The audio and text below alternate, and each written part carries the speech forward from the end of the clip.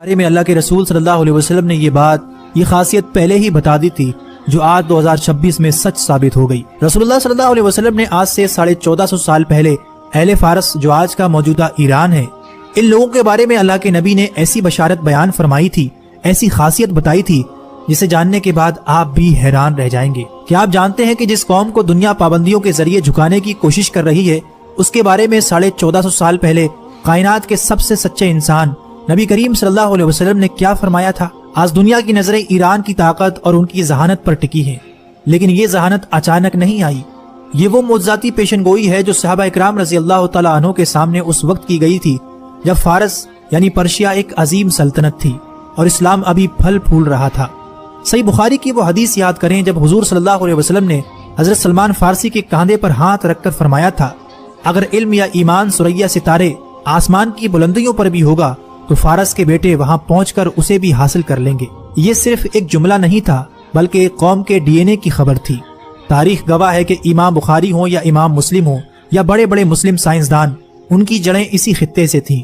آج اگر Iran technology, missile programme اور ایٹمی سائنس میں دنیا کی آنکھوں میں آنکھیں ڈال کر کھڑا ہے تو یہ اسی علمی پیاس کا تسلسل ہے جس کی خبر میرے آقا صلی اللہ علیہ وسلم نے صدیوں پہلے دی تھی۔ یہ حدیث آج کے اس صورتحال کو بیان کرتی ہے کہ اس خطے کے لوگ ذہنی طور پر قوی اور ارادے کے پکے ہوں گے، لیکن بات صرف ذہانت تک محدود نہیں۔ نبی صلی اللہ علیہ وسلم کی پیشن گوئیوں کے مطابق قیامت کے قریب مشرق کے اسی خطے خراسان سے ایک ایسی فوج نکلے گی جس کا راستہ دنیا کی کوئی سپر پاور نہیں روک سکے گی۔ یہ وہ فوج ہوگی جو حق کے ساتھ لڑے گی اور اپنے جھنڈے لا کر بیت المقدس کے اوپر گاڑ دے گی۔ آج کے 2026 کے موجودہ ایران کے حالات دیکھیں اور جامعہ ترمذی کی اس حدیث کو سنیں۔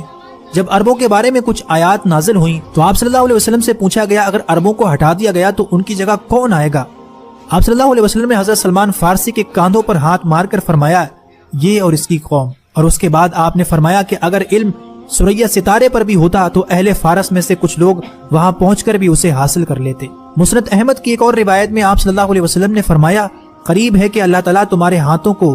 عجم غیر عربوں سے بھر دے، پھر وہ اجمی ایسے شیر ہوں گے جو بھاگیں گے نہیں، وہ تمہارے دشمنوں کو قتل کریں گے اور فاتح بنیں گے۔ آج 2026 میں کیا آج ہم اپنی آنکھوں سے وہ منظر نہیں دیکھ رہے کہ تمام تر مخالفت کے باوجود یہ خطہ جھکنے کو تیار نہیں؟ دوستو، یہ محض سیاسی خبریں نہیں ہیں، یہ وہ الہی اشارے ہیں جن سے ہمیں خبردار کیا گیا تھا۔ اللہ کے رسول نے فرمایا تھا کہ ایک وقت ایسا آئے گا کہ تم دیکھو گے مرنے والے کو یہ پتہ نہ ہوگا کہ اسے مارا کیوں جا رہا ہے اور مارنے والے کو یہ پتہ نہ ہوگا کہ وہ مار کیوں رہا ہے۔ یہ جنگی قتل و غارت، ٹیکنالوجی سے لیس آرمی، یہ سب قیامت سے پہلے کی خبردار کرنے والی